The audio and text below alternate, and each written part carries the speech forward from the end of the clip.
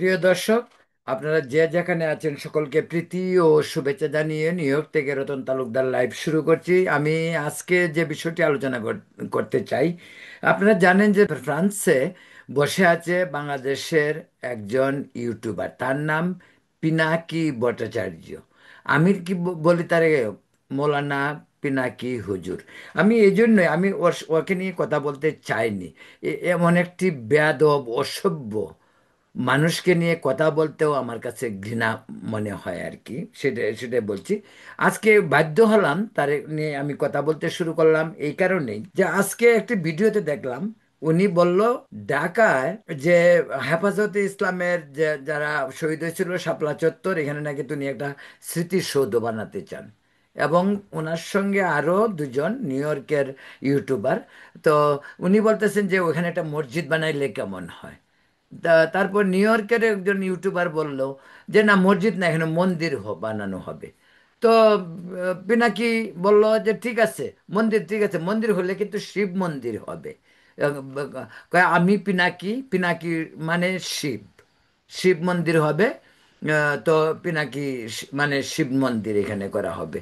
তা আমি আমি এটা প্রশ্নটা এই কারণেই বললাম, কদিন আগেও সে আরেকটি বিষয়ে যে যে খলিলুর রহমান, যে আমাদের দেশের যে মানে কি বলে, জাতীয় নিরাপত্তা উপদেষ্টা, সম্প্রতি তিনি দিল্লি ঘুরে এসেছেন। ওখানে নাকে কদ দিয়ে এসেছেন। নাকে কদ দিয়ে তাকে একটা লিস্ট ধরায় দেওয়া হয়েছে।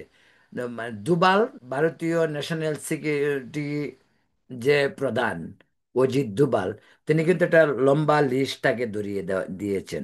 বলছেন যে এই লিস্ট, এই কাজ করতে হবে। যাক, এই প্রসঙ্গে পরে আসছি। কিন্তু আমি এই খলিলুর রহমানকে, 24-এর যে গণ আন্দোলন, আমি এই পিনাকির একটি ভিডিওতে দেখেছিলাম, এবং এটা আমি একাধিকবার বলেছি বিভিন্ন সময়। আবার বলবো, আবার বলবো, আবার বলবো। এই কারণেই বলবো যে স্টুপিড কি করেছে, সে বলছে যে কুরুক্ষেত্রের যুদ্ধের সঙ্গে তুলনা করে 24-এর ছাত্র গণ আন্দোলনকে সে বলেছে যে ওই আন্দোলনের যে রথ চালক, রথ, সেটা রথ চালক ছিলেন যেমন, যেমন কুরুক্ষেত্রে শ্রীকৃষ্ণ এবং অর্জুন, এখানে নাকি ছিলেন খলিলুর রহমান এবং পিনাকি। তো আমার কথা হলো, ওইটা বললেন তিনি, উনি ওনাকে কৃষ্ণ বানাইলেন, সে সে নিজে অর্জুন হলেন। এখন আবার উনি ওখানে শাপলা চত্বরে শিব মন্দির বানাতে চান। তো আজকে আবার খুব কাকতালীয় ভাবে আমি অবাক হলাম, আজকে আবার প্যারিস থেকে এক ভদ্রলোকের একটি ইউটিউব চ্যানেলের ক্লিক ক্লিক দেখলাম। সেটাতে কি বলা হচ্ছে, সেটাতে বলা হচ্ছে যে পিনাকি মালাউন, পিনাকি মালাউন তুই বেরিয়ে আয়, তোকে দেখ জুতা পিটা করবো, এরকম কথাবার্তা আর কি। তো আমি বলি যে পিনাকি আসলে হিন্দু, না পিনাকি মুসলিম? মুসলিম তো বটেই, সে মুসলিম মেয়ে বিয়ে করেছে, তার নুনু কাটা হয় নাই, এই জন্য সে এখন পর্যন্ত হালাল মুসলিম হয়তো না। তারা হয়তো তাকে এখনো অ্যাকসেপ্ট করছে না এজ এ মুসলিম হিসাবে, কারণ যেহেতু সে নুনু কাটে নাই, সে সে নিশ্চয়ই মুসলিম না। এই জন্যই বোধহয় তাকে এখনো ওরা, ওরা বলতে মুসলমানরা তাকে মালাউনি বলে। কিন্তু আমি আমি বলি, যেহেতু সে হিন্দু ধর্ম ছেড়ে চলে গিয়েছেন, তাকে তাকে তার প্রথমত তার দুটো কাজ করতে হবে। একটা হলো তার নাম থেকে ভট্টাচার্য শব্দ বাদ দিতে হবে। পিনাকি নাম তাকে থাকুক, নো প্রবলেম, হইতে পারে মোহাম্মদ পিনাকি ইসলাম, কিন্তু ভট্টাচার্যরা সে বাদ দিক। আর হিন্দু ধর্ম নিয়ে কথাবার্তা বলা পিনাকি বাদ দিক, আমি এটা চাই। আমি এটা চাই না, আমার মনে হয় সমস্ত হিন্দুরাই চায়। কেউ পিনাকি নিয়ে কেউ কিছু বলে না, এই কারণেই বলে না, ওর প্রতি সকলের একটা ঘৃণা। ও ও যে এ যে একটা বেয়াদব, ও যে একটা মানে মানে মানে কি বলে ওটা, কি কি বলা যাইতে পারে, যে ও যে কত বড় নিমক হারাম। নিজে দেশ থেকে অন্যায় করে এসেছে, নিজে দেশে 279 জন, না 89 জনকে হত্যা করে এসেছে। সে আজকে প্যারিসে বসে বসে সবক দেয়। সে ইউনুসের জন্য ওহি নাজেল করে, ওইটা করতে হবে। এই যে খলিলুর রহমান, খলিলুর রহমানকে ইউনুসের কাছে কে নিয়ে দিয়েছে? ও নিয়ে দিয়ে ব্যবস্থা করে দিয়েছে। আজকে 32 নম্বর বাঙ্গা বুলডোজার থেকে শুরু করে ব্যবস্থা কে করেছে? সে প্যারিসে বসে করেছে।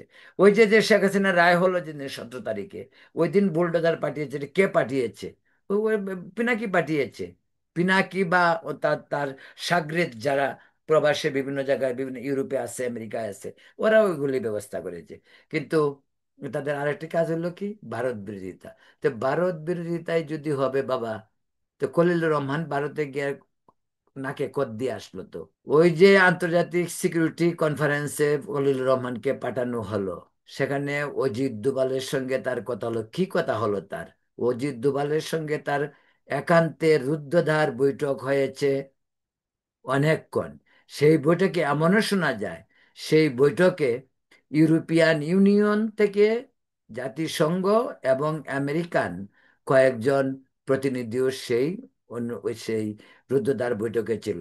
সেখানে খলিলুর রহমানকে মোটামুটি শাসিয়ে দেওয়া হয়েছে কি করতে হবে, কি করা যাবে না। পাকিস্তানের সঙ্গে প্রেম কতটুক মাত্রায় করা যাবে আর কতটুক মাত্রায় করা যাবে না, সেটাও বলে দেওয়া হয়েছে। আর বাংলাদেশে যে ঘন ঘন পাকিস্তানিরা আসা যাওয়া করতেছে, আকাশ দিয়ে আসে, জাহাজ দিয়ে আসে, এই সমস্তকেও সংকুচিত করতে হবে। এমন না যে ভারত বা ওয়েস্টার্ন পৃথিবী, পশ্চিমা দুনিয়া, তারা নজর রাখতেছে না। স্যাটেলাইট আজকাল সব ধরা পড়ে যায়।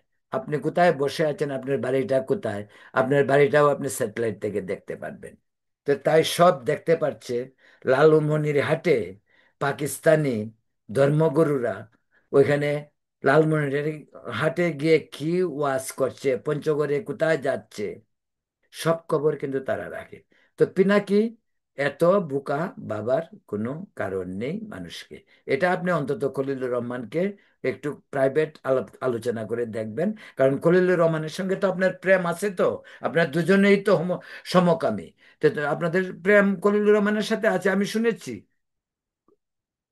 দুজনেই সমকামী।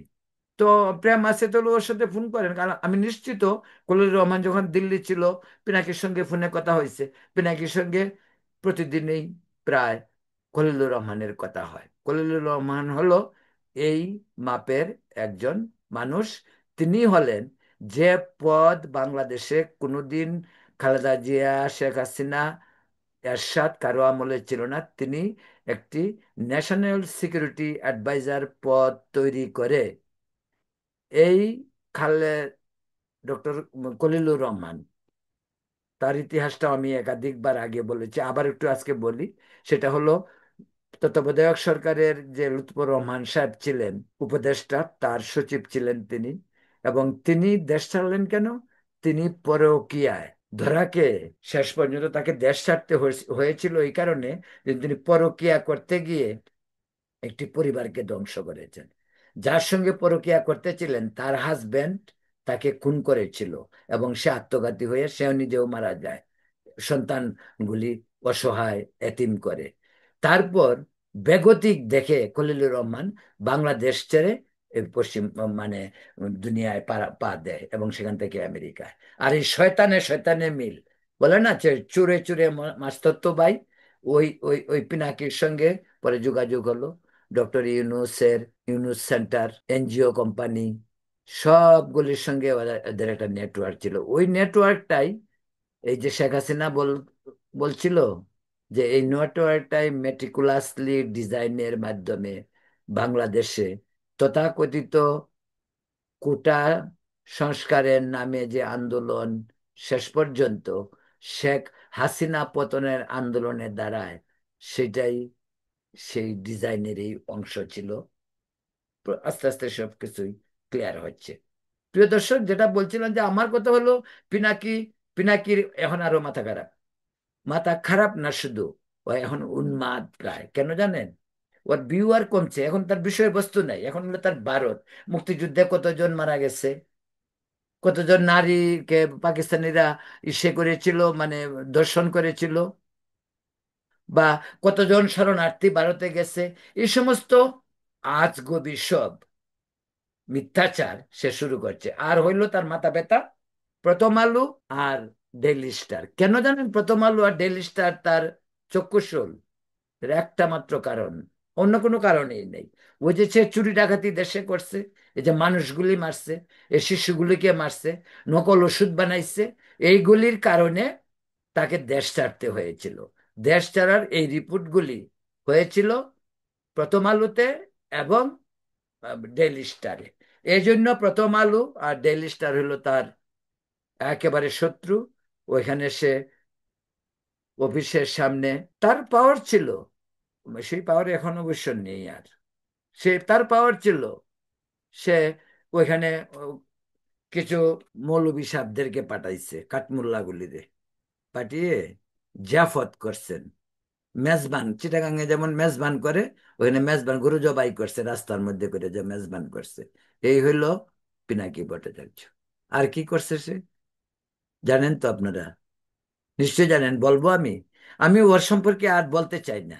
তবু আমি বলতে চাই এই কারণে যে, বাবা পিনাকি, তুমি হিন্দু ধর্ম ছেড়ে দিছো, বা হিন্দু নামটা আমি এগুলো সব ছেড়ে দাও, হিন্দু দেব দেবীদের কথা তো করার দরকার নেই। তুমি শিব, তুমি শিব হয়ে বলে, শিব কিন্তু ডেস্ট্রয়ার, শিব কিন্তু ধ্বংস করে। The god name as a destroyer. তো শিব ধ্বংস করতে পারে, সে শিব সাজতে বসছে ওখানে, মাঝে মাঝে অর্জুন হয়ে যায়, আরেকজনকে কৃষ্ণ বানায়।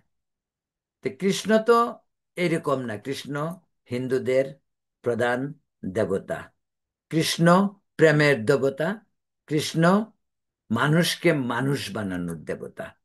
তো আপনি খলিলুর রহমানের মতো একটি চুর ডাকাতকে আপনি কৃষ্ণ বলে আখ্যায়িত করেন, এটা হিন্দুদের জন্য আপত্তিকর, এটা অবমাননাকর। তো আপনি পিনাকি, আপনার পিনাকির মতো 50 পিনাকিও যদি হিন্দু ধর্ম ছেড়ে চলে যায়, কিছু আসে যায় না, কিচ্ছু আসে যায় না। আপনাকে কে বলছে হিন্দু ধর্মে থাকতে? আপনার মতো কুলাঙ্গার, আপনার মতন একটা ইডিয়টকে হিন্দু ধর্ম থেকে চলে যাওয়াটা তো বেটার। হিন্দুরা বরং খুশি, দেখেন না আপনাকে নিয়ে হিন্দুরা তেমন কিছু বলে না। আমি বলি, আমি বলি এই কারণে, আমি যেহেতু আমি একটা চ্যানেলের সঙ্গে সম্পৃক্ত, আমি একটা মিডিয়ার সঙ্গে সম্পৃক্ত, আমি বলি, অন্য কেউ বলে না। আমিও বলতে চাই না, কিন্তু আপনি ইদানিং মানে টু মাচ। আজকে আপনি বলেন যে ওইখানে মন্দির, ওইখানে মন্দির করবেন কেন? ওখানে গিয়ে মসজিদ বানান। আপনি বলছেন মসজিদ বানাইতে, আর আপনার দুস্তু যারা আমেরিকায় থাকে তারা বলছে মন্দির বানাইতে। মন্দির বানাইতে হবে কেন? মসজিদ বানানো, আবার বলছে মন্দির বানাইলে ভালো হবে। তো মন্দির তো আর মন্দির ভাঙবে, তা তারা বলতে পারবে যে ভারতে এই যে দেখছেন মন্দির বানাইছি, মন্দির ভেঙে ফেলছে।